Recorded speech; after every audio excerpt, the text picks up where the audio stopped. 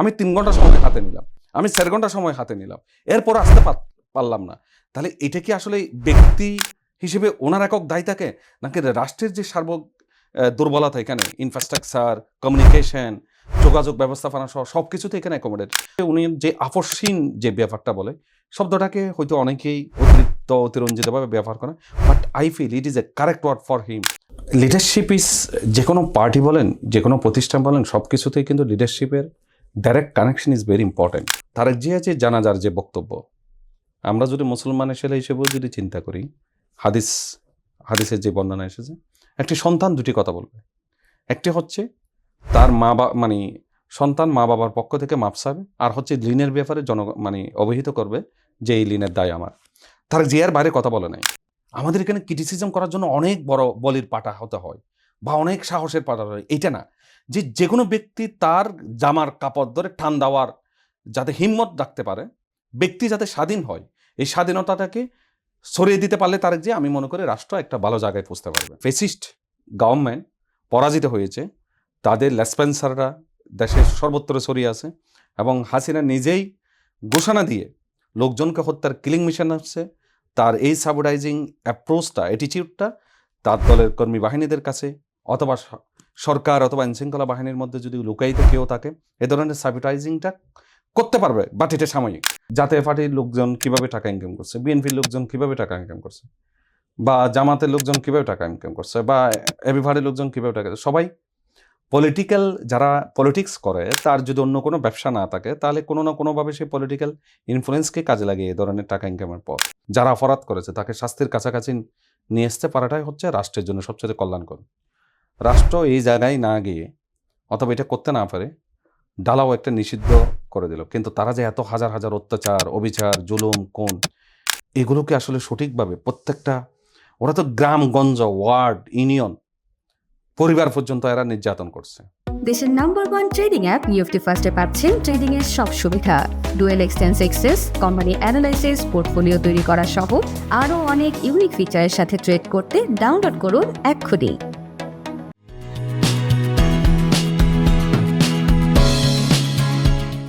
সুপ্রিয় দর্শক, আপনাদের সবাইকে স্বাগত জানাচ্ছি বাণিজ্য প্রতিদিনের বিশেষ আয়োজন আগামী রাজনীতি। আমি গিয়াসউদ্দিন শুরু করছি আজকের অনুষ্ঠানের অতিথি হিসেবে উপস্থিত আছেন আমার বাংলাদেশ পার্টি, এবি পার্টির কেন্দ্রীয় নির্বাহী কমিটির সদস্য এবং বিদ্যুৎ এবং জ্বালানি বিষয়ক সম্পাদক জনাব প্রকৌশলী মোহাম্মদ লোকমান হোসেন। আজকের অনুষ্ঠানে আপনাকে স্বাগত জানাচ্ছি। আপনাকে ধন্যবাদ জানাচ্ছি কথা বলার সুযোগ দেওয়ার জন্য, এবং আমার দর্শকবৃন্দের কাছে শুভেচ্ছা জানাচ্ছি। আসসালামু আলাইকুম। লোকমান, আমি একটু শুরুতেই জানতে চাই যে বাংলাদেশে তো আগামী ত্রয়োদশ জাতীয় সংসদ নির্বাচন 2000 এই চলতি বছরের 12 ফেব্রুয়ারি অনুষ্ঠিত হবে। নির্বাচনের মোটামুটি মনোনয়নপত্র জমা দেওয়ার, বাছাই করার সময় শেষ হয়েছে। আপনি একটি দলের কর্মী হিসাবে আসলে এই যে সার্বিক অবস্থাটাকে কিভাবে মূল্যায়ন করছেন? অভিযোগ আছে বিভিন্ন জায়গায় কোনো ধরনের কাগজপত্র না দেখেই মনোনয়নপত্র অবৈধ ঘোষণা করা হয়েছে, আবার কারো কাগজপত্র ঠিক ছিল না, তারটাও বৈধ ঘোষণা করা হয়েছে। এই সার্বিক অবস্থা যদি আপনি বলতেন। ধন্যবাদ। আসলে মনোনয়নপত্র বাছাই এবং এটার যে অবস্থাটা আমরা দেখেছি সারা বাংলাদেশে, এবার একটা বিষয় আপনি লক্ষ্য করবেন, প্রায় সকল রাজনৈতিক দল মনোনয়নপত্র জমা এবং এর পরবর্তীতে বৈধতা, এটা নিয়ে কিন্তু একটা হসুটই কেসে বলা যেতে পারে। অনেক হেভিওয়েট প্রার্থী, এমন অনেকগুলো আসন আছে যে কাইন্ড অফ বিএনপির প্রার্থী নেই, অথবা জামাতের প্রার্থী নেই, অথবা জোটের যে অ্যাসপেক্ট যে প্রার্থী তার মনোনয়ন বৈধতা নেই।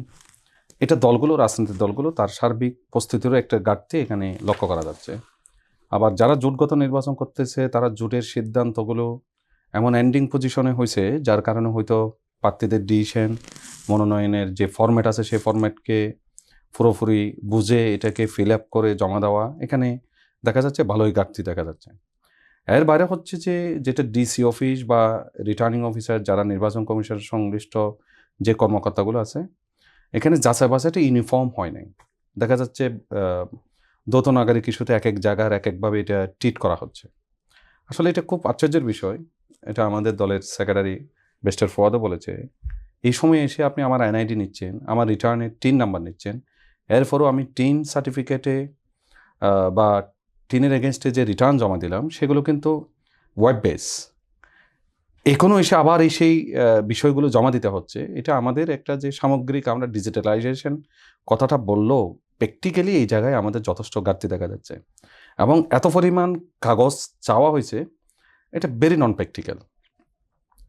তো এটা আমাদেরকে আসলে এই ব্যর্থতা এবং এই সীমাবদ্ধতার জায়গাগুলো ভবিষ্যতের জন্য আমাদেরকে চিন্তা করতে হবে এটাকে আরও কীভাবে ইউনিফর্মিটি এবং যাতে কোনো ধরনের অভিযোগ না আসে। কারণ এখানে যখন স্বচ্ছতার ঘাটতি হচ্ছে, দিন শেষে মানুষ একটা নির্বাচনের ব্যাপারে ইজ ইট ফেব্রিকেটেড ইলেকশন, মানে একটা নির্বাচনের স্বচ্ছতা অথবা মানুষ মেনে নিচ্ছে না এটা নির্বাচনটা আসলে ওভাবে সুষ্ঠু হবে না, এটা কাউকে না কাউকে এখানে সিলেক্টিভলি এটা করানোর চেষ্টা করা হচ্ছে।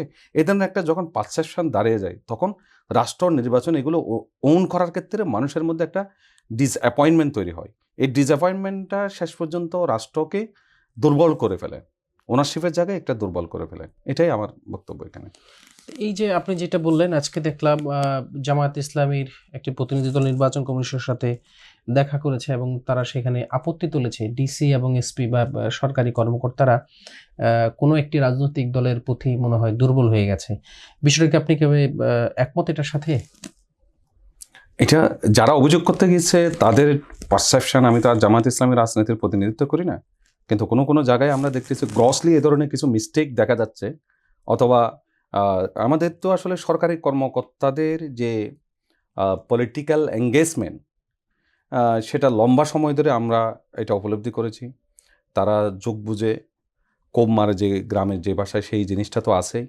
এর বাইরে হচ্ছে জামাত যেমন অভিযোগ করেছে, অন্য দলও হয়তো একইভাবে অভিযোগ করেছে। এই অভিযোগের জায়গা থেকে আমরা একটা ফ্রি অ্যান্ড ফেয়ার জায়গা আমরা যদি ডেভেলপ করতে পারতাম, আমাদের যেমন আমরা যারা টেন্ডারের সাথে রিলেটেড বা গভর্নমেন্ট প্রকিউরমেন্টের সাথে রিলেটেড তারা সবাই জানে আমরা যে প্রকিউরমেন্ট যে ডেভেলপমেন্টটা হয়েছে, আমরা একইভাবে কিন্তু এগুলো ডাটাবেস সিস্টেমে কিন্তু আমরা এগুলো সফটওয়্যার বেস বা অ্যাপ বেস এই জিনিসগুলো যদি আমরা যদি করতে পারতাম, তাহলে এখানে প্রত্যেকের জন্য ইউনিফর্ম মার্ক থাকতো। এই মার্ক অনুযায়ী কিন্তু আমরা একটা ইয়ে করতে পারতাম।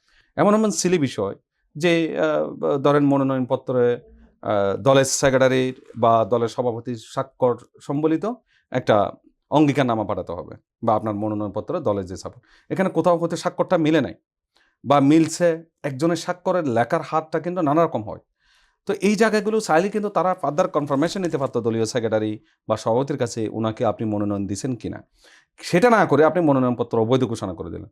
সো এটা আসলে কারো পক্ষে গেল নাকি বিপক্ষে গেল এটা বড় বিষয় না। মানে নির্বাচন কমিশনের যে গ্রসলি যে তারা যে একটা গুড গভর্নেন্স সিস্টেমটা ডেভেলপ করতে পারে না, এটা নির্বাচন কমিশন আসলে সামগ্রিকভাবে আমি মনে করি এই জায়গায় তাদের একটা দুর্বলতা বা ব্যত্যয় ফুটে উঠেছে।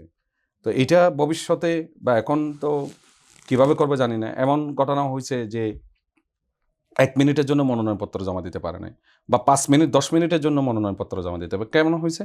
ওটা গেছে, সেখানে দেখা যাচ্ছে একটা রাজনৈতিক দল, যার সে বড় রাজনৈতিক দল, সে 20-50 জন 500 জন নিয়ে মনোনয়নপত্র জমা দিতে গেছে।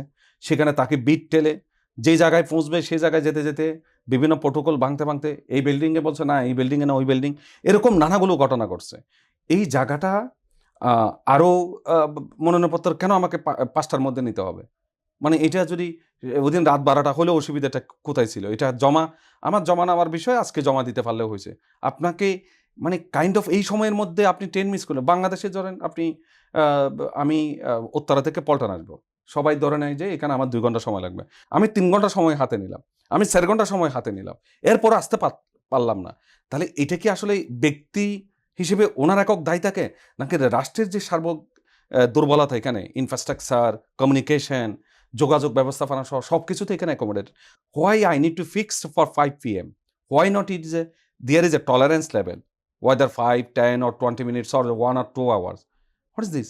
আমরা BCS পরীক্ষা বা আরও অন্যান্য সামগ্রিক পরীক্ষা এরকম তো লেটে যাইতো। হ্যাঁ, আপনি যদি এটা মনে করতেন লেটের জন্য 2 মার্ক কেটে দিবেন, এটা দিতে পারতেন। কিন্তু বাট এই ব্যাপারগুলো না, মানে আপনি এমন একটা রাষ্ট্রে আছে, আমাদের নানা সময়ে নানা ধরনের ব্যর্থতা, দুর্বলতা ফুটে ওঠে। সেখানে কিন্তু শুধু আপনি একটা জায়গায় ঠিক রাখলেন, আমি 5টায় যেতে হবে। আপনি নির্বাচনটা এভাবে অ্যাকুরেটলি করে দেখান, কিন্তু আপনার বিরুদ্ধে কেন অভিযোগ করতেছে আপনি একদিকে হেলে পড়ছেন, অন্যদিকে হেলে পড়েন নাই? এই জায়গায় আমরা বলতেছি সরকারি কর্মচারীদেরকে হয় রাজনীতিটা ওপেন করে দিতে হবে, আমরা বুঝে ফেলবো কে কোন রাজনীতি কোন, অথবা তাদের রাজনীতির এফিলিয়েশনটা চিরতরে বন্ধ করতে হবে। আপনি মাঝামাঝিতে শুধু কনস্পিরেসি থিওরি, সন্দেহ প্রবণতা, এটাই হচ্ছে আমাদের দেশের জন্য সবচেয়ে বড় সংকট।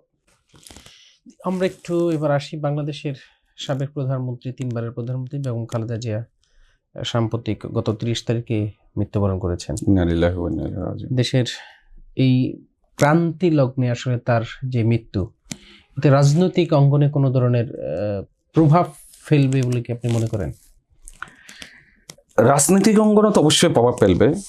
উনি এমন একজন নেত্রী ছিল যার সততা, আমি ওনাকে সবচেয়ে বড় জায়গায়, যেই জায়গাটাতে আমি ফিল করি সেটা হচ্ছে চিন্তার সততা।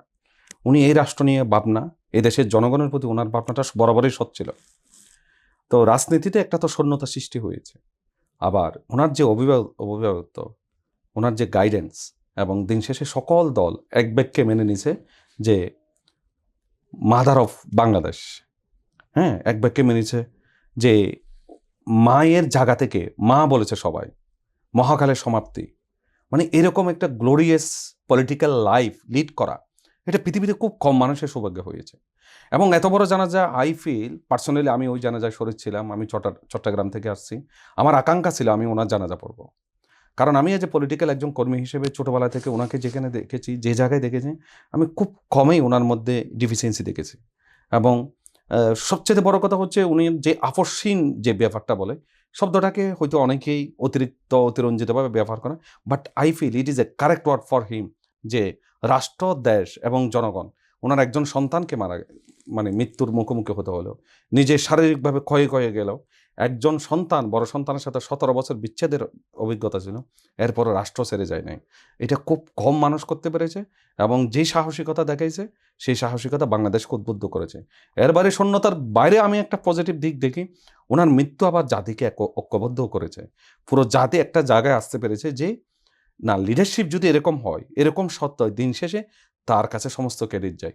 তো আমি মনে করি বেগম খালেদা জিয়া বাংলাদেশের জন্য একটা আশীর্বাদ। আমি পুরো জি রহমান এবং তার পরিবারের যে লিগেসিটা আমি দেখতেছি, সে সময়ে জি রহমানের চেয়ে বড় জানাজা বাংলাদেশে কেউ হয়নি। এক ব্যক্তিকে সবাই কান্নাকাটি করছে, আমরা শুনেছি সেই ছোটোবেলা থেকে। আজকে এসে খালেদা জিয়ার যে জানাজা হয়েছে, পৃথিবীর সকল জানাজা, সকল গ্যাদারিংকে উনি ছাড়িয়ে গেছে।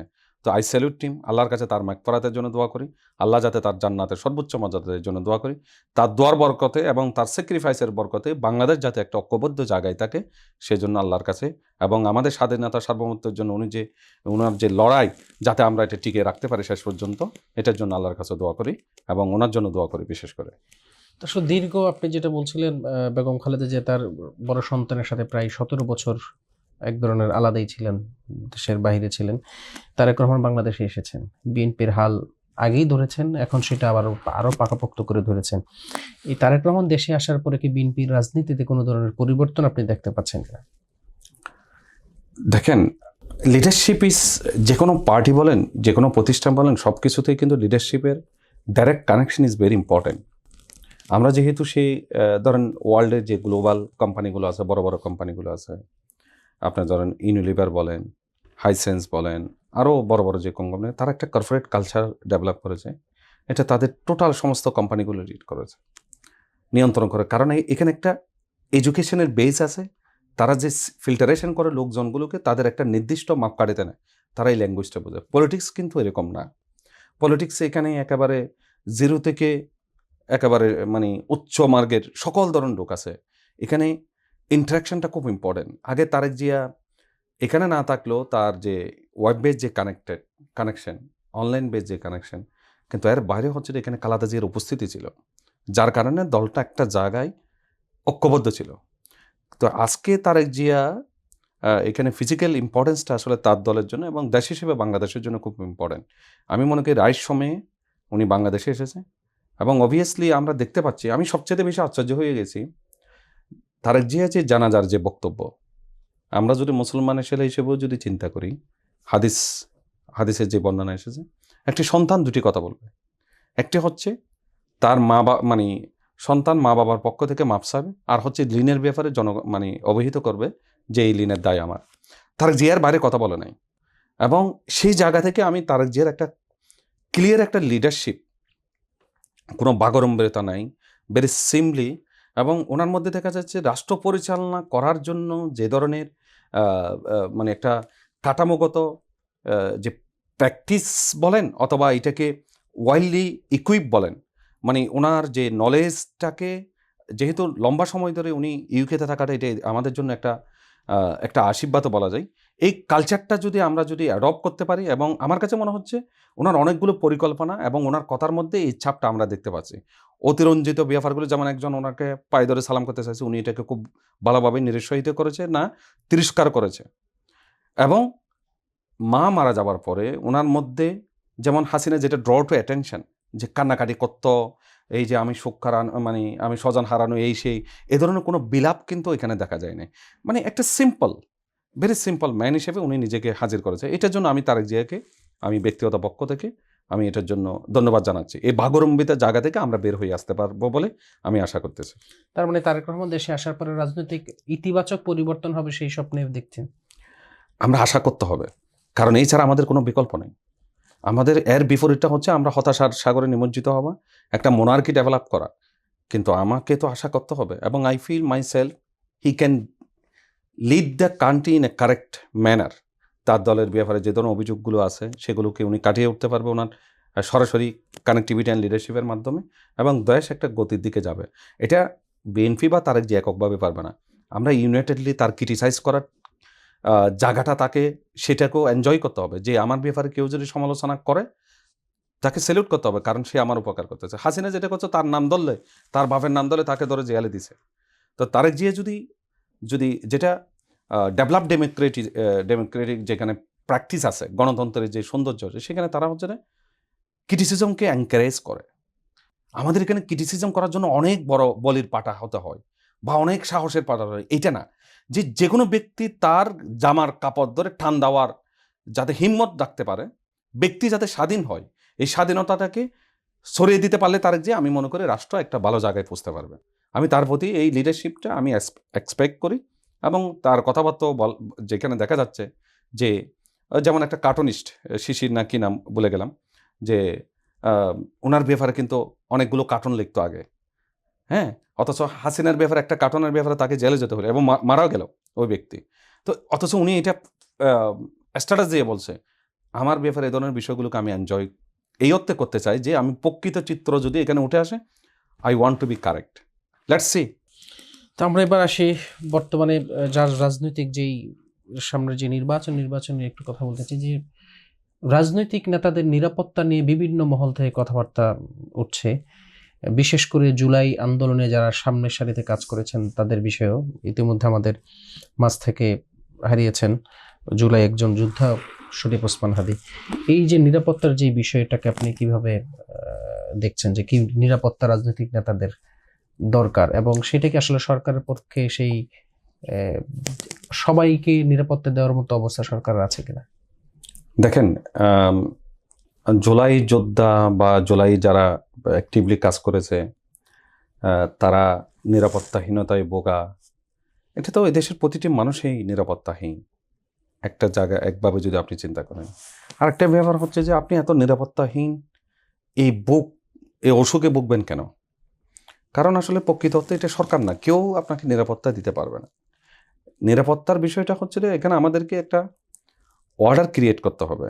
এখানে একটা মানে লস অ্যান্ড অর্ডার যদি আমরা এস্টাবলিশ করতে পারি, এবং এখানে যে আমাদের যে বিচারের যে সংস্কৃতিটা অন্যের ওপর ছাপিয়ে দেওয়া, এই জায়গাগুলোতে যদি আমরা বের হতে পারি, আমাদের জুডিশিয়ারি যদি এখন যে স্বাধীনতার যে তাদেরকে সেপারেশন করে দেওয়া হলো, এবং প্রকৃতত্বে যদি তারা সেসব বিচারক যদি স্বাধীনভাবে সত্যিকার অর্থে মন নিয়ে এই রাষ্ট্রকে যদি পরিচালিত করে, তাহলে এখানে ল অ্যান্ড অর্ডার এস্টাবলিশড হবে।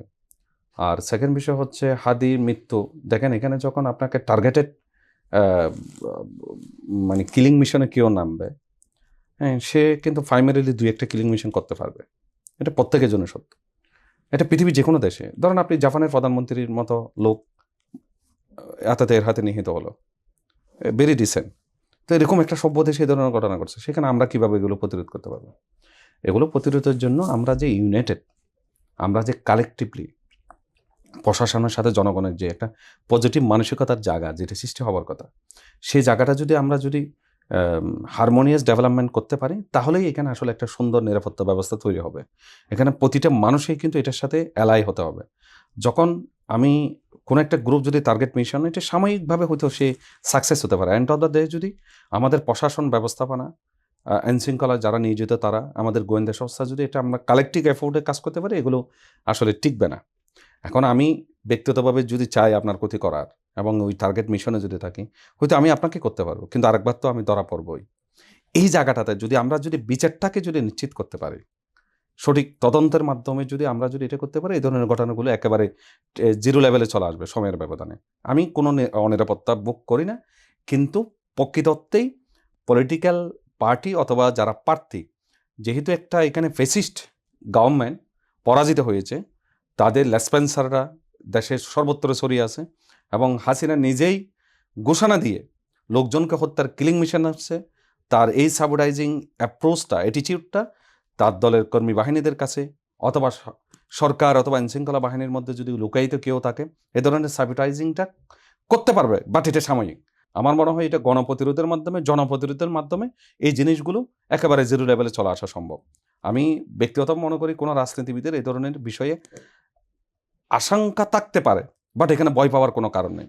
আর আপনি জুলাই যোদ্ধা, আপনি নিরাপদে থাকবেন কোনো প্যান্ডোরার বক্সের ভিতরে বা কোনো একটা বক্সে নিরাপদ থেকে যাবেন, এই ধরনের বিষয়গুলো আসলে সমাজে ছড়িয়ে দেওয়াটাই অনৈতিক।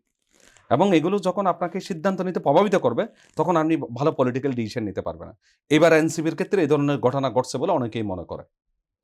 তো আমি ব্যক্তিগতভাবে মনে করি এই ধরনের বেশি আশঙ্কা ফিল করা, এগুলো জনগণের ছড়িয়ে দেওয়া, এখানে নিজের ক্ষতি হওয়ার একটা ন্যায্যতা তৈরি করার একটা প্লট তৈরি করে ফেলা, এ ধরনের বিষয় থেকে সতর্কতার সহিত অ্যাভয়েড করতে হবে।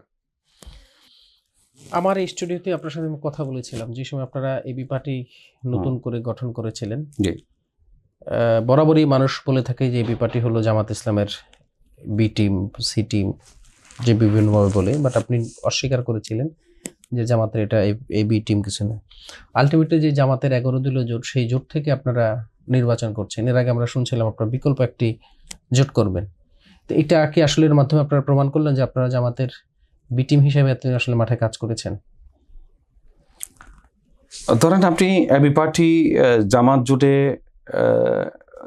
মানে এটাই মিন করতে চাচ্ছেন এবি পার্টি জামাত জোটের সাথে গেছে বা এরকম কিছু একটা? হ্যাঁ, জামাতের সাথে যে আপনারা, জামাত থেকে তো জামাতের দেখেন এটা আদর্শের একটা, সাথে আপনার আদর্শ মিল নাই বলেই আপনারা জামাত থেকে আলাদা হয়েছে। আচ্ছা এটা বিষয়টা আমি বুঝছি, আপনি হয়তো নির্বাচনের জোটের ইস্যুতেই এই কোশ্চেনটা আমাকে করেছেন। প্রথমত হচ্ছে আসলে আপনি দেখবেন প্রায় প্রত্যেকটা দল তার অবস্থানটা ক্লিয়ার করেছে, যে যেমন এনসিপি সংবাদ সম্মেলন করেছিল, এর আগে জামাত অনেকগুলো দলকে সংবাদ সম্মেলন করে বলছে হ্যাঁ আমাদের সাথে এনসিপি আছে, কিন্তু দেখবেন ওখানে কিন্তু এবি পার্টির নাম নেই। আবার এনসিপি যখন সংবাদ সম্মেলন করেছে, তাদের আসন সমঝোতা জামাতের সাথে হয়েছে, এই কথাটা বলেছে।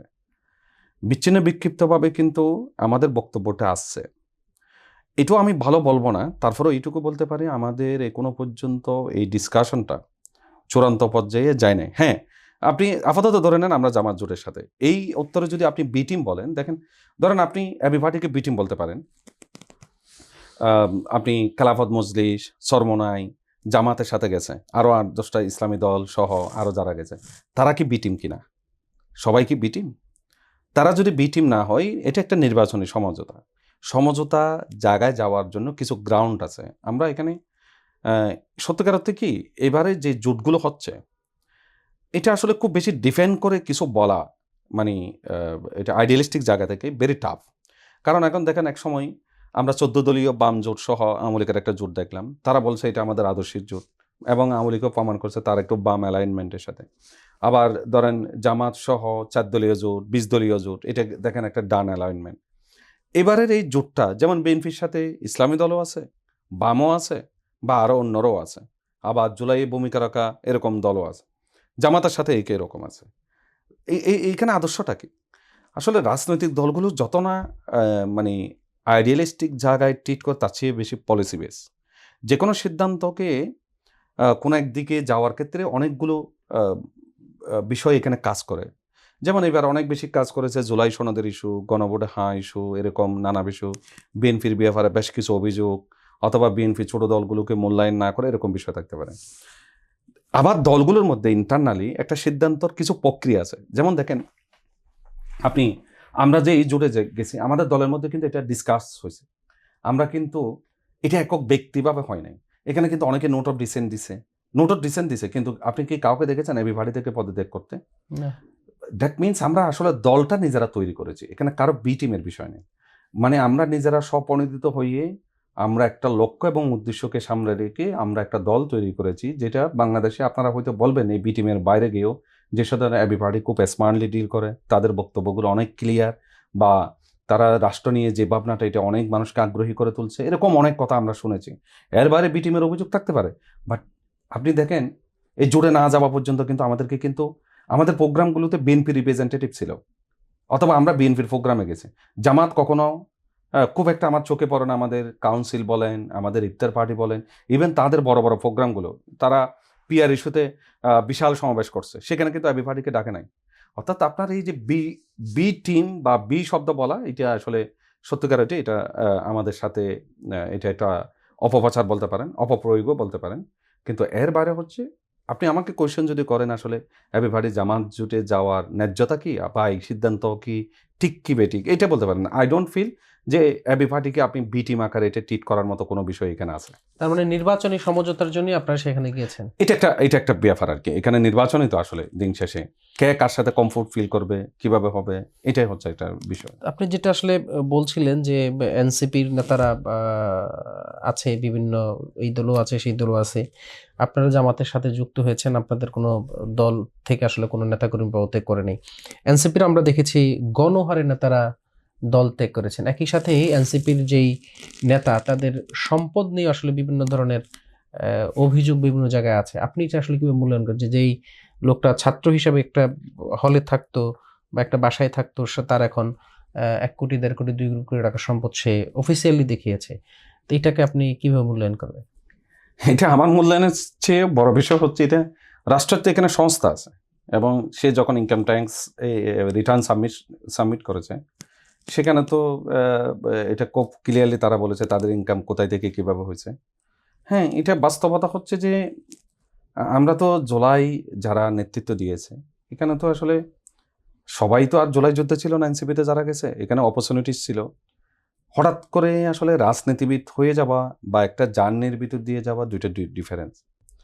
তো এখানে তাদের যে সম্পদ বা তারা দেখাইছে তারা কিভাবে ইনকাম করছে, এটা আপনি দুইভাবে দেখতে পারেন। আসলে কত সম্পদ, নাম্বার 1। নাম্বার 2 হচ্ছে দুর্নীতিগ্রস্ত সম্পদ, এটা সিঙ্গেল পরিমাণ হলেও এটা প্রশ্নবিদ্ধ, আমিও এটা প্রশ্নবিদ্ধ করি। বাট ধরেন আপনি জাতীয় পার্টির লোকজন কিভাবে টাকা ইনকাম করছে, বিএনপির লোকজন কিভাবে টাকা ইনকাম করছে, বা জামাতের লোকজন কিভাবে টাকা ইনকাম করছে, বা এবিভারির লোকজন কিভাবে টাকা, সবাই পলিটিক্যাল, যারা পলিটিক্স করে তার যদি অন্য কোনো ব্যবসা না থাকে, তাহলে কোনো না কোনোভাবে সেই পলিটিক্যাল ইনফ্লুয়েন্সকে কাজে লাগিয়ে এই ধরনের টাকা ইনকামের পথ। তো আমরা তো এই পথটাকে একজনের জন্য নৈতিক ভাবতেছি, আরেকজনের জন্য অনৈতিক ভাবতেছি। ধরেন আমি যদি বলি, হাসিনা বলল তার পিএস, হ্যাঁ হ্যাঁ তার পিয়ন সে 600 কোটি টাকার মালিক। হ্যাঁ, আমরা হই করলাম, পরে তাকে কি বহিষ্কার এই সেই করলাম। ধরেন একইভাবে আপনার উপদেষ্টা, এলজিডি উপদেষ্টা এবং কিডা উপদেষ্টা একসাথে, আসিম মাহমুদ, সজীব ভুইয়ার বিএফআরও কিন্তু এই ধরনের কথা আসছে। কিন্তু আমরা যেহেতু আমরা লাইক মাইন্ডেড, আমরা এইকেইভাবে বা আমরা সমচিন্তা মনে করি, সেজন্য আমরা কিন্তু এটাকে নিয়ে বেশি হাইপ তুলতেছি না। অর্থাৎ হচ্ছে আমার সঙ্গে থাকলে সব ঠিক আছে, আমার বিপক্ষে গেলে এটা, আমরাও এই জায়গা থেকে বের হতে হবে। আমরা যাতে পার্শিয়ালিটি করে কাউকে ট্রিট না করি, ন্যায্যতা, সত্য এবং ন্যায়পরণতা, এটা যাতে ইউনিফর্মলি থাকে। আমি দুদক কেন ওর বিরুদ্ধে যাই নাই, দুদক কেন এখানে কাজ করে নাই? দুদক তো আওয়ামী লীগের আমলে বিএনপি ছাড়া আর কাউকে দেখে নাই। খালেদা জিয়া এতিমের টাকা খেয়ে ফেলছে, এই যে ন্যারেটিভটা উৎপাদন করছে, সেটা এই রাষ্ট্রের কর্মকর্তা, কর্মচারী, আইনজীবী, বিচারক সবাই মিলে ঠিক তদ্রুপ দায়মুক্তি যারা দিচ্ছে এই জুলাই যোদ্ধা নামক যাদেরকে, সেখানেও কোয়েশ্চেন করতে হবে। আমরা চাই সবাই মিলে আমরা সঠিকভাবে রাষ্ট্রটাকে কি করি, গঠন করি। এখানে যদি তাদের আয়ের সঙ্গতি থাকে, অসঙ্গতি থাকে, সেটা ভেরি ক্লিয়ার। তারা এই নথি থেকে যে সংস্থাগুলো আছে তাদের এটা তদন্ত করা দরকার, সত্যিকার অর্থে এটা গলমিলটা কোন জায়গা থেকে, তারা কি আসলে অন্য কোনোভাবে ইনকাম করছে, নাকি তাদের কোনো আসলে প্রকৃত অর্থে কোনো ব্যবসা বাণিজ্য ছিল, সেটা রাষ্ট্রের যে সংস্থাগুলো আছে তারা এটা দেখভাল করে খোঁজখবর নেবে। আবার আরেকজনের জুলাই যুদ্ধ বাদ দিলে ধরেন বিএনপি নেতা ও দেখা যাচ্ছে 2,000 কোটি টাকা, সেই টাকা কোথায় থেকে ইনকাম করছে? সবার জন্য এটা সমান। বা আমিও যদি আমি ইনকাম দেখাই থাকি, আমার এই ইনকামটা কোথায় থেকে, আমার প্রকৃত কোনো ব্যবসা বাণিজ্য আছে কিনা, সেটা তো রাষ্ট্রের দায়িত্ব। আমরা গ্রসলি কাকে এ ধরনের ট্যাগিংয়ে যেতে চাই না। বাট যেসব ছেলেরা নৈতিকতার কথা বলছে, জুলাইয়ের অহংকার দেখাইছে, রক্তের ভিতর দিয়ে তারা আসছে, তাদের ব্যাপারে এই ধরনের ফিনান্সিয়াল মনিটরি যদি এলিগেশন থেকে থাকে, এটা আমাদের জন্য অবশ্যই দুর্ভাগ্যজনক। এই জায়গা থেকে যদি এখানে কোনো ডেভিয়েশন থেকে থাকে, এটা রাষ্ট্রের সংস্থাগুলো এটাকে সঠিকভাবে তদন্ত করে তাদের ব্যাপারে যথাযথ ব্যবস্থা নেওয়া বলে আমি মনে করি। আপনি আসলে এই যে সার্বিক পরিস্থিতি, একটা দেশের বড় রাজনৈতিক দল ছিল এক সময় বাংলাদেশ আওয়ামী লীগ, বিগত 15 বছর তারা আসলে এই একচ্ছত্রভাবে তারা দেশকে নেতৃত্ব দিয়েছে। আওয়ামী লীগকে যদি কোনোভাবে রাজনীতি করতে দেওয়া না হয়, এটা কি আসলে দেশের রাজনৈতিক ভবিষ্যতের জন্য খুব ভালো হবে? এটা একটা জটিল কোয়েশ্চেন। এটা এত বেশি পপুলারিস্টিক ব্যাপার যে এটার যদি বিপরীত কোনো কথা বলা হয়, এটা কেউ নেওয়ার মতো ক্যাপাসিটি থাকে না। প্রথমত হচ্ছে যে জামাত ইসলামী যে রাজনীতিটা করতে দেয় নাই গত প্রায় 15 বছর, ইভেন বিএনপির রাজনীতি নিষিদ্ধ না করলেও নিষিদ্ধের পর্যায়ে নিয়ে গেছে। এর দ্বারা কি বিএনপি জামাত বাড়ছে না কমছে? আওয়ামী লীগের যে ব্যাপারটা, এটা দুটা সাইড আছে। একটা ব্যাপার হচ্ছে যে তাকে নিষিদ্ধ করে হাইড করে ফেলা হয়েছে। তাদের যে অপরাধগুলো, এটাকে মানে এটা জুডিশিয়ারির মাধ্যমে, আইন আদালতের মধ্যে এগুলো প্রমাণ করা, প্রত্যেকের শাস্তির, যারা অপরাধ করেছে তাকে শাস্তির কাছাকাছি নিয়ে আসতে পারাটাই হচ্ছে রাষ্ট্রের জন্য সবচেয়ে কল্যাণকর। রাষ্ট্র এই জায়গায় না গিয়ে, অথবা এটা করতে না পারে, ডালাও একটা নিষিদ্ধ করে দিল। কিন্তু তারা যে এত হাজার হাজার অত্যাচার, অবিচার, জুলুম, কোন, এগুলোকে আসলে সঠিকভাবে প্রত্যেকটা, ওরা তো গ্রামগঞ্জ, ওয়ার্ড, ইউনিয়ন, পরিবার পর্যন্ত এরা নির্যাতন করছে। আমার কথা হচ্ছে সে রাজনীতি করতে পারবে কি পারবে না সেটা বড় প্রশ্ন নয় আমার কাছে। তাদের যে অপরাধ করেছে, এটা যারা পরিমাণে, এই অপরাধের সঠিক বিচার করা। এই বিচারের ভিতর দিয়ে আপনি যদি, সে যদি রাজনীতি করার এখানে অপশন থাকে তাহলে অপশন বিচার এই রাজনীতি করবে, আর যদি এই অপশনের ভিতরে যদি না থাকে তাহলে রাজনীতি করবে না। কিন্তু বাধা দিয়ে কতদিন রাখতে পারবে এটা জানি না। কিন্তু আমি একটা জায়গায় ন্যায্য মনে করি, সেটা হচ্ছে সে রাজনীতি করতে পারা না পারার প্রশ্নের চেয়ে বড় বিষয় হচ্ছে সে জাতিকে 3টি নির্বাচন থেকে মিনিমাম, এক প্রকার 4টি বা 3টি মিনিমাম নির্বাচনে তার কোনো পার্টিসিপেটরি, পার্সোনালি আই ফিল তাকে এখানে স্টপ করা দরকার, এই জায়গাটা। আর আমি তার যে কোনো নিষিদ্ধের চেয়ে তাকে পানিশমেন্টের জায়গায় আনা প্রতিটা অপরাধ। কারণ আগামী দিনে যাতে এরকম দানব আর কেউ হতে না পারে, এই জায়গাটাতে আমাদেরকে ফোকাস করতে হবে। কারণ বিচারেই একমাত্র এগুলোকে রুদ্ধ করতে পারবে। বিচার যদি না হয় তাহলে এই পথ আজীবনের জন্য খোলা রয়ে যাবে সবার জন্য। এবার একটু আসি, আমরা আসলে সাম্প্রতিক সময়ে একটা জিনিস দেখলাম, সেটা হলো জামাতের আমির রয়টার্সকে এক সাক্ষাৎকারে বলেছেন যে তার সাথে ভারতের কূটনীতিকদের কথা হয়েছে, বাট কূটনীতিকরা তাকে বলেছিল সে যাতে এই জিনিসটাকে গোপন রাখে। শেষ পর্যন্ত জামাতের আমির সেটা গোপন রাখে নাই, গোপন মিটিং ওপেন করে দিয়েছে। এটাকে আসলে আপনি কিভাবে দেখছেন? গোপন মিটিং ওপেন করে দিয়েছে, এটা তো আসলে জামাতের আমির ভালো বলতে পারবে। বাট আমরা যারা রাজনীতি করি অথবা রাজনীতি আমরা কথা বলি, আমি মনে করি জামাত আমির খুব স্মার্টলি একটা জায়গায় মুভ করেছে।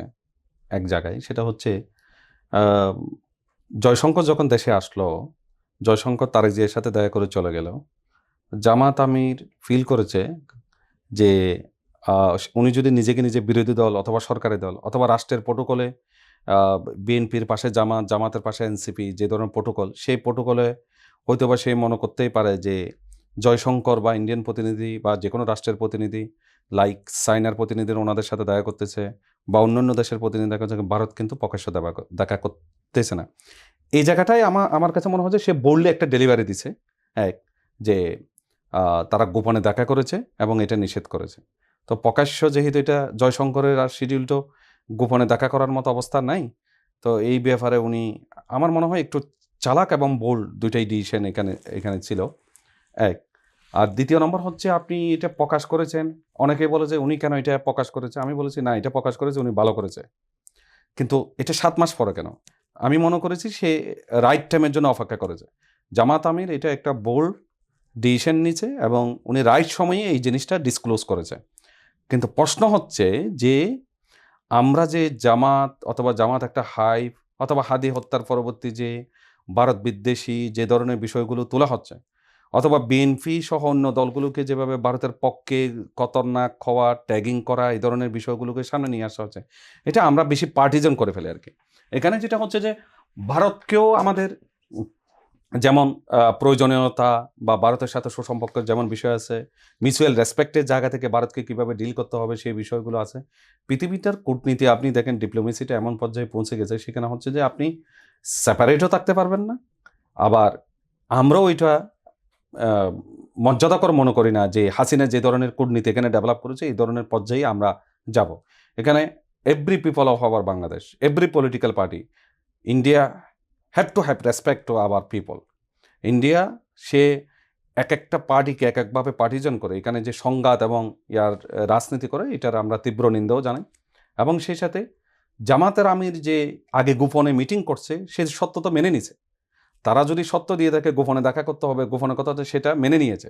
এখন যে কোনো কারণে হোক উনি, এখন আমি তো বলছি কারণটাই, আমার কাছে এটাই মনে হয়, এর বাইরে অন্য কোনো কারণ থাকতে পারে। সেটা এখন সে অসুস্থ ছিল, অসুস্থতার পরে তার সাথে দেখা করতে আসছে। অসুস্থতার পরে দেখা করছে, ঠিক আছে, ওনার সাথে তো কথা বলছে অথবা দেখে চলে গেছে, গোপন রাখতে বলছে, গোপন রাখার কথা ছিল, এটাও তো একটা ডিপ্লোমেটিক কার্টিচের মধ্যে পড়ে, আই ডোন্ট নো। বাট এটা ঠিক, আমি ওনার এই ডিসিশনটাকে আজকে যে এটাকে ডিসক্লোজ করে দেওয়াকে আমি সাধুবাদ জানাই।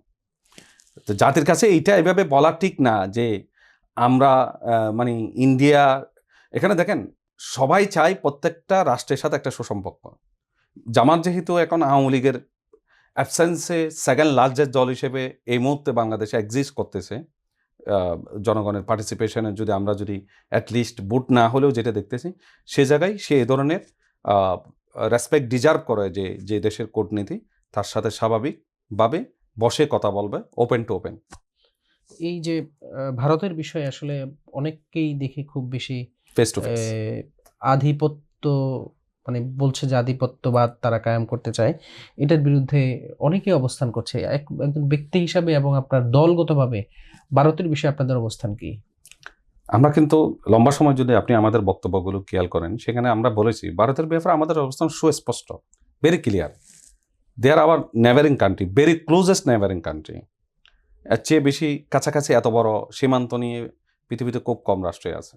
কিন্তু একইভাবে ভারত একটা আধিপত্যবাদী এবং সম্প্রসারণবাদী একটা রাষ্ট্র।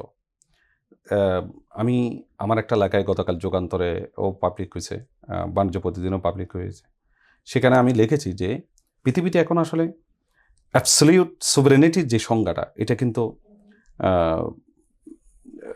এটা অনেকটা এক্সিস্ট করতেছে না। সার্বভৌমত্বটা এটা ডিফেন্ড করতেছে একটা শক্তিধর রাষ্ট্রের সাথে আপনার সম্পর্কের সাথে রিলেটেড। আমরা যদি আপেক্ষিকভাবে মনে করি, সেটা হচ্ছে USA, Pakistan, USA, Russia, China, তারা সবচেয়ে বেশি তাদের ক্ষমতা কেন্দ্রিকে অন্য রাষ্ট্রগুলো স্বাধীনতাও কিন্তু ডিফেন্ড করতেছে এক একটা টেরিটরিতে। এর বাইরে বড় রাষ্ট্রগুলোর মধ্যে কিন্তু ভারত সবচেয়ে, এক হচ্ছে ইসরায়েল আর একটা হচ্ছে ভারত, তাদের নেচারটা অনেকটা এরকম। তো আমাদের এই যে আধিপত্যবাদের বিরুদ্ধে আমাদের দলের যে অবস্থান, এটা বরাবরই, আমরা যে কোনো প্রভুত্বকে আমরা স্বীকার করি না। আমরা একটি রাষ্ট্রের সাথে রাষ্ট্রে যেভাবে ইন্টারন্যাশনাল নর্মসে যেভাবে সম্পর্ক রাখা দরকার, আমরা সেই সম্পর্ক, তার সাথে বাণিজ্য হবে। আমাদের প্রতিবেশী রাষ্ট্র, এখানে ভারতের একটা সংখ্যা আমার ভাষায় কথা বলে, আমাদের দেশে তার ভাষায় কথা বলে, এখানে ধর্মেরও বেশি বিরোধ নেই, আমাদের অনেক কিছু মিল আছে। আমরা এই কানেক্টিভিটিটা, এই বাণিজ্যটা এমনভাবে করতে চাই মিউচুয়াল রেসপেক্টের মাধ্যমে। আমরা এখানে কোনো প্রভুত্ব বা, দেখেন ভারতের একটা প্রবলেম হচ্ছে, আপনি ভারতের জায়গায় যদি দেখেন, তার আশেপাশে যতগুলো রাষ্ট্র আছে, সে রাষ্ট্রগুলোর সাথে সুসম্পর্ক তার ডিপ্লোমেসিতে নাই। সে সবসময় চাইছে প্রভুত্ব করার জন্য। সে নেপালের সাথে সম্পর্ক তার খারাপ, মালদ্বীপের সাথে সম্পর্ক খারাপ, শ্রীলঙ্কার সাথেও ওখান থেকেও সম্পর্ক খারাপ করছে। ইভেন তার একটা ভালো প্রতিবেশী একটা সরকারকে, একটা রাজনৈতিক দলকে একতরফা সমর্থন দিয়ে এখান থেকে দেশের মানুষের একটা রিপারকাশন সে পেয়েছে। এখানে মানুষের একটা বিদ্রোহী মনোভাব জন্ম দিয়েছে। ভারত যদি এই দেশের মানুষের সাথে ভালো সম্পর্ক করতে চায়, বাণিজ্যটা যদি ঠিক স্বাভাবিক রাখতে চায়, এদেশের প্রতিটি পলিটিক্যাল পার্টির সাথে এবং এদেশের জনগণের সাথে তাকে একটা হারমোনিক রিলেশনশিপ ডেভেলপ করতে হবে।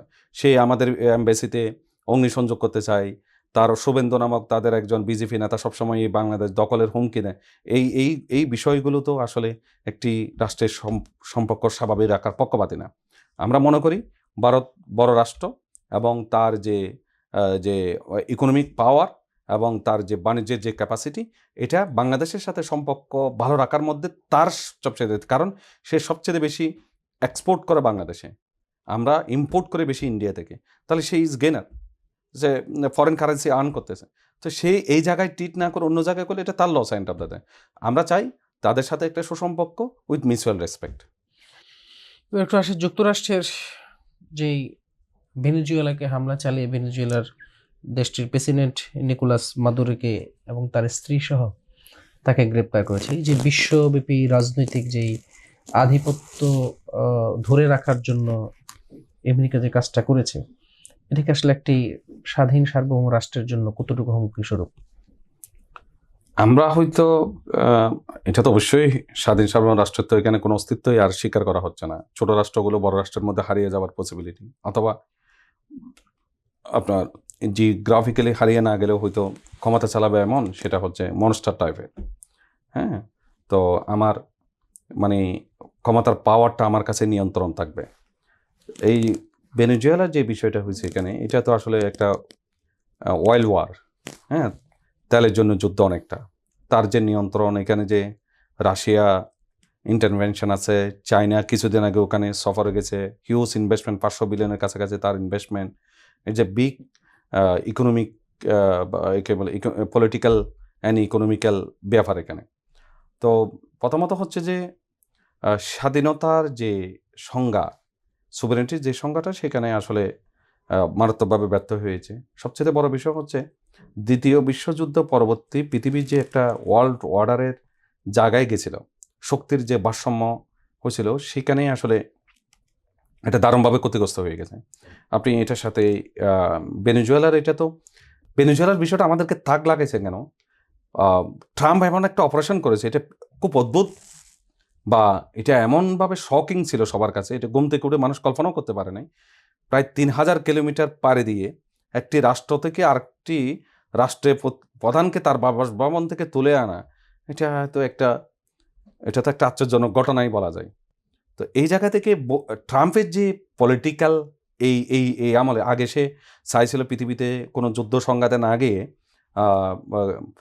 মানে আমেরিকা সেন্টার পয়েন্ট, আমেরিকা তার জনগণের মধ্যে ছিল। এখন এই সময়ে এসে দ্বিতীয় মেয়াদে সে যখন সরকার গঠন করছে, তার পলিসিটা দেখে চেঞ্জ হয়েছে এবং সে খুব ন্যাকলি ফরেন পলিসিতে ডিল করতেছে। তার যে এই যে আগ্রাসনটা, এটা কিন্তু পৃথিবীর প্রায় প্রত্যেকটা, এখানে একটা যুদ্ধ এবং সমরাস্ত্র ক্রয় এবং সক্ষমতার দিকে জনগণকে এবং ওই রাষ্ট্র ব্যবস্থাপকে তুলে দিচ্ছে, মানে ঠেলে দিচ্ছে। এটার মাধ্যমে মানুষের মধ্যে অর্থনৈতিক একটা কি হবে, মানে একটা পভার্টি ডেভেলপ হবে। পৃথিবীর অনেক দেশেই এই সক্ষমতা না থাকার কারণে এই রেজে সবার মধ্যে ঢুকে যাওয়ার প্রবণতা তৈরি হবে। মানুষের মধ্যে খাদ্য সংকট দেখা দিবে, নানা ধরনের প্রবলেম তৈরি করবে এবং একটা অস্থিরতার ভিতর দিয়ে যাবে। সত্যিকার অর্থে কে কার বন্ধু, এটা খুঁজে, এটা আমেরিকা এককভাবে না। দেখেন, চায়না, তাইওয়ান এবং হংকং নিয়ে সবসময় এই ধরনের একটা বিষয় আছে, তার স্বাধীনতাকে সেই স্বীকারই করে না।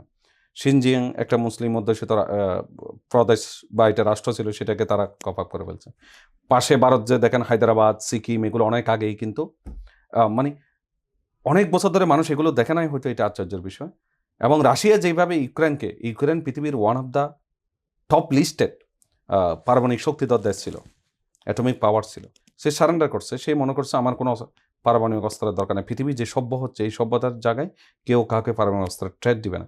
কিন্তু দিন শেষে দেখে যে ইউক্রেন তার অস্তিত্ব হুমকি, তার যে জিওগ্রাফিক্যাল যে ল্যান্ড, সেখানে কিন্তু রাশিয়া ইনভেন্ট করছে এবং ইউরোপও সেখানে তাকে প্রোটেক্ট করতে পারতেছে না।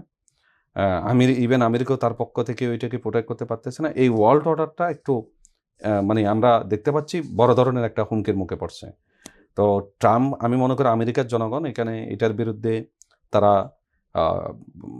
ভয়েস রেজ করবে এবং ট্রাম্পের এই আন্তর্জাতিক নীতিকে বৃদ্ধাঙ্গুলি দেখার বিরুদ্ধে ওই দেশের জনগণ সোচ্চার হবে। তাহলে হয়তো আমরা আবার একটা জায়গায় আসতে পারবো বলে মনে করি। আমরা একটু এই যে বাংলাদেশের যে এলপিজি গ্যাসের আসলে সরকার থেকে নির্ধারণ করা মূল্য আসলে জনগণ সেটা পাচ্ছে না, বাড়তি দামেও লোকজন এখন কিনতে পারছে না, বিভিন্ন জায়গায় এক ধরনের হাহাকার চলছে। আপনি আসলে বিদ্যুৎ এবং জ্বালানি বিষয়ক এই যে বিষয়গুলো নিয়ে কাজ করেন, আপনার মূল্যায়নটা কি? এদিকে কোনো ধরনের আমার syndicate মূল্যায়ন আনবে? হচ্ছে আসলে দেখেন, এটা হচ্ছে যে একটা সিদ্ধান্ত। আমি এই সরকারের সবচেয়ে বড় দুর্বলতা হচ্ছে কি কর্তৃত্ব প্রতিষ্ঠা করতে না পারা। মানে যে কোনো সরকারে বলে না, আপনি আপনার প্রতিষ্ঠান এটা চালান, আপনার লোকজন আপনার কথা শোনে না, তাহলে তো আপনি এই প্রতিষ্ঠান ভালোভাবে চালাতে পারবেন না। তো এই সরকারের সবচেয়ে বড় দুর্বলতা হচ্ছে কর্তৃত্ব প্রতিষ্ঠা করতে না পারা। না হলে এটা আহামরি কোনো জিনিস না, এখানে আন্তর্জাতিক বাজারে দাম ওঠানামা করবে, কিন্তু সরকার একটা নির্দিষ্ট সময় পর্যন্ত এটার একটা সমন্বয় লাগবে। সরকার চাইলে এই নির্দিষ্ট সময়ের পরে আবার দাম বাড়াবে। যেমন আপনার তেলের দাম, অকটেন, পেট্রোল, করোনা পরবর্তী লম্বা সময় ধরে পৃথিবীতে এটা ইভেন মাইনাস ক্রুড অয়েল কিন্তু মানে নেগেটিভ ফিগারে চলে গেছিল, যে মানে এত দাম কমছে, কিন্তু আমাদের দেশে তো দাম কমাই নাই। সরকার লম্বা সময় ধরে বিপিসি এখানে লাভবান হয়েছে। তো আবার এখন দাম বাড়ছে বা কমছে, এখানে 1 টাকা 2 টাকা এটা সমন্বয় করে একটা লম্বা সময়ের মধ্যে এখানে দাম ওঠানামার ব্যাপারটা আসলে সরকারের পলিসিটাই আমার কাছে এখানে সবচেয়ে বেশি প্রশ্নবোধক মনে হয়। একটা নির্দিষ্ট 6 মাস বা 3 মাস পর্যন্ত সরকার তো হয় ভর্তুকি দিল বা লাভ করলো, কোনো একটা জায়গায় থাকতে পারে। 6 মাস পর্যন্ত যাবে, এখানে এমআরপি লেখা থাকবে, এমআরপির বাইরে গেলে ভোক্তা অধিকার ওখানে যাবে, মেস্টেজ যাবে, এটা কিনবে। এখন কোনো রেট নেই, কি হবে জানে না, বলতেছে এখন দাম কত, সরকার নির্ধারিত 912 টাকা, আমার থেকে নিচ্ছে 1200 টাকা বা আমার থেকে নিচ্ছে 2000 টাকা, এটা কে নিচ্ছে? এটা একটা বিশৃঙ্খল পরিবেশ। সরকারকে ইমিডিয়েটলি আমি মনে করি এটা এমআরপি লিখে দেওয়া দরকার, এবং ডিলারগুলোর প্রাইস এটা জনগণের কাছে পাবলিক ডিলার প্রাইস এত, সে সরকার থেকে কিনতেছে কত দামে কত লাভ করবে এটা ওপেন। এই সত্ত্বে এই ধরনের আপনার পদ্মা কত কত টাকা করে, পদ্মা, মেঘনা, যমুনা ডিস্ট্রিবিউশন কোম্পানিগুলো বিপিসি থেকে তেল নেয়, আবার সে তেল তাদের ডিস্ট্রিবিউশন কোম্পানির মাধ্যমে বিভিন্ন পেট্রোল পাম্পগুলোতে বিক্রি করে, সেই দামও যেমন ফিক্সড, ডিলাররা যে দাম নিচ্ছে সেটাও ফিক্সড, জনগণ যেটা নিচ্ছে সেখানেও ফিক্সড। তো গ্যাসের ক্ষেত্রে এটা হবে কেন? এটা তো সেম, এটা সিম্পল ম্যাটার। এটাকে বড় করে দেখতেছে। আমরা যারা মানে টু বার্নার আর সিঙ্গেল বার্নার, এখানে তো বেশি বিশৃঙ্খলা নাই, এখানে তো এটা চলতেছে। তাহলে সিলিন্ডারে কেন এটা হবে? আপনি সিলিন্ডারকে ফেসিলিটেট করতে চাচ্ছেন, সবার ঘরে ঘরে কোনো লাইনের গ্যাস থাকবে না, সিলিন্ডারের মাধ্যমেই এ বোতল জাতের মাধ্যমে সবার কাছে গ্যাসের লাইন দিবে। কিন্তু সেখানে আপনি যদি এভাবে শৃঙ্খলা না আনেন, তাহলে মানুষ এটা কিন্তু উৎসাহিত হবে না। তো সেখানে চুরি করে হলেও ডাইরেক্ট কানেক্ট করার চেষ্টা করবে। আমি মনে করি এখানে সরকার ইমিডিয়েটলি এটাকে এমআরপি করে দেওয়া, ডিলার প্রাইস ফিক্সড করে দেওয়া, এবং এটা প্রতিদিনেই টিভিএস কলের মাধ্যমে, নিউজের মাধ্যমে, বিভিন্ন কমিউনিকেশন চ্যানেলের মাধ্যমে, অনলাইনের মাধ্যমে, ফেসবুকে পোস্ট দিয়ে হোক, যেভাবে হোক এটা প্রতিদিনের দামটা ওপেন রাখতে হবে। জনগণই এটা ঠিক করে নেবে।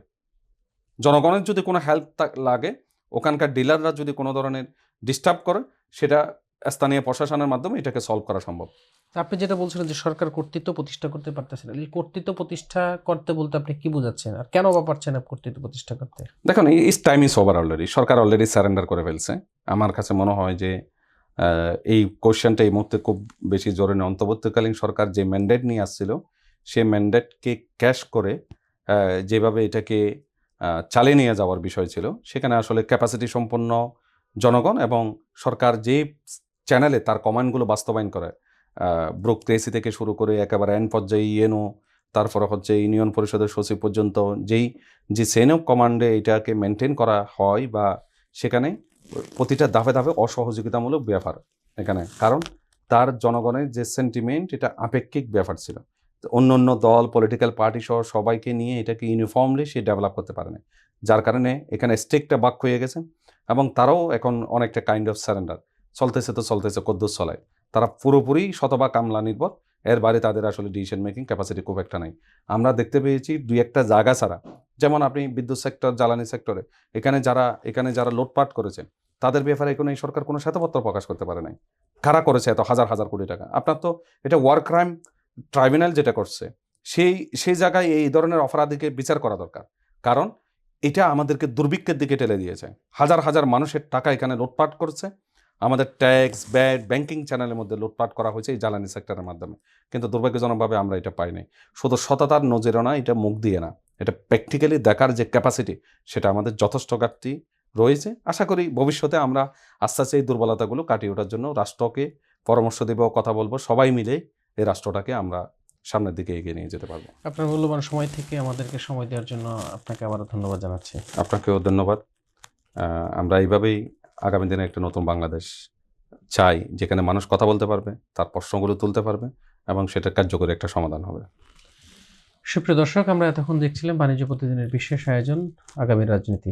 এতক্ষণ আমাদের সাথে থাকার জন্য আপনাদের সবাইকে ধন্যবাদ জানাচ্ছি। আগামীতে যারা দেখবেন তাদেরকেও আগাম শুভেচ্ছা জানিয়ে আজকের মতো এখানে বিদায় নিচ্ছি আমি গিয়াসউদ্দিন। আল্লাহ হাফেজ।